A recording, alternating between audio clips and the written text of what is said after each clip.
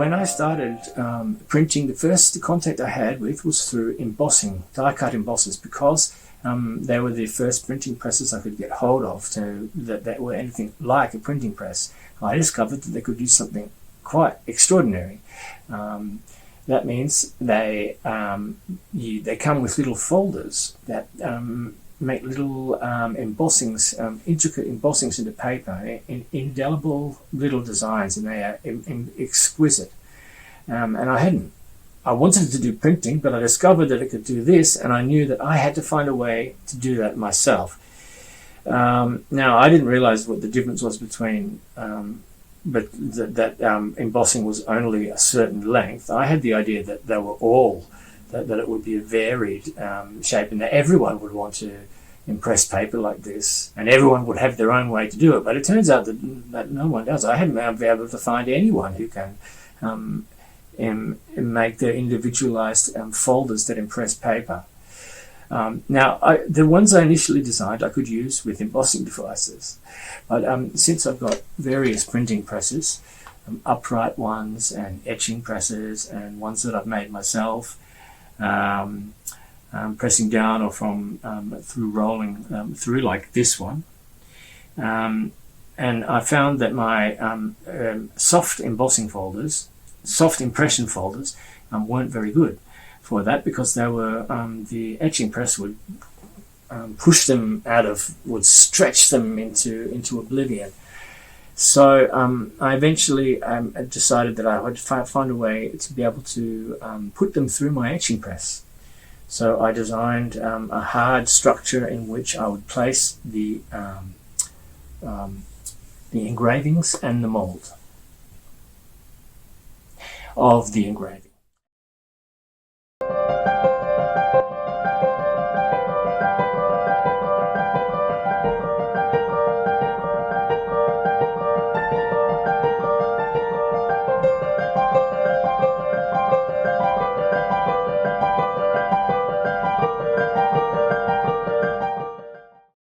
So this is the third of my new type of paper impression plate that I initially designed to impress paper with, to make 3D impressions into paper.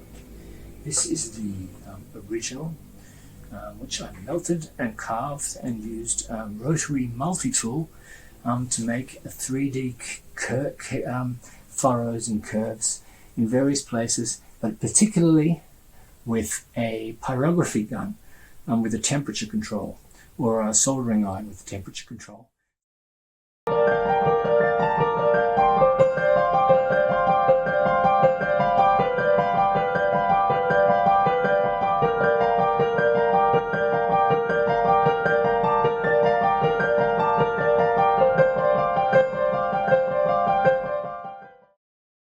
Now, what is an impression folder? An impression folder basically consists of an engraving and a mold of the engraving. The mold of the engraving, you put a piece of paper between the two, and then you press them together, and they leave a 3D impression in the paper. You have to, when you make the carving, you have to carve into it, and knowing that what you carve in a mirror image, so as you can see, this is that will be what will push above the paper when you take it out in the end. So this is the engraving plate. Now, secondly, there is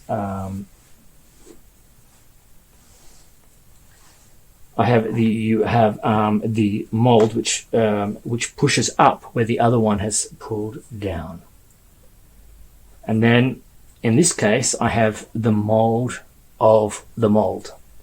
I've built them into a hard foundation so that the two plates won't slide apart.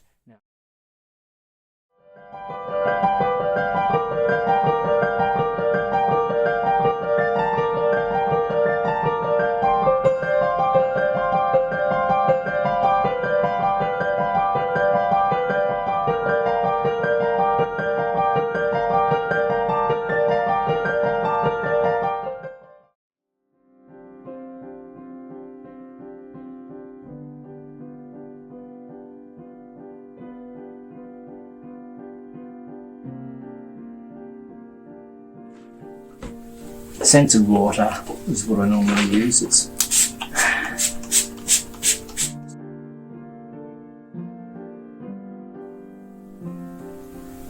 So I just put the damp sheet of paper between the two sheets.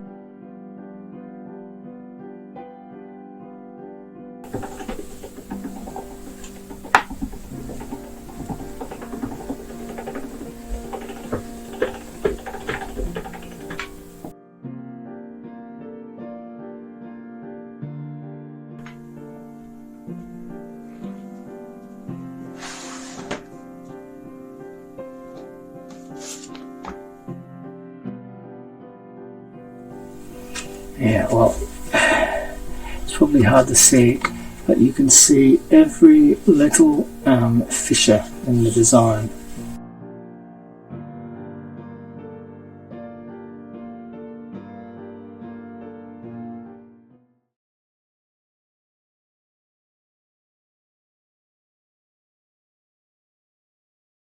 There we go, 3D impression folders made out of all sorts of different substances, soft and hard, that have been made into, put into a hard foundation so that I can make them on in my etching press without smashing, pulling, deforming in any number of ways the plates I made.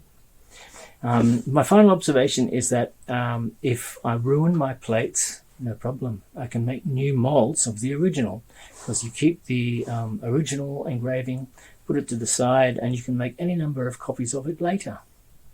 So that means these are print plates that have no sell-by date. You ever thought of that? Thank you for listening.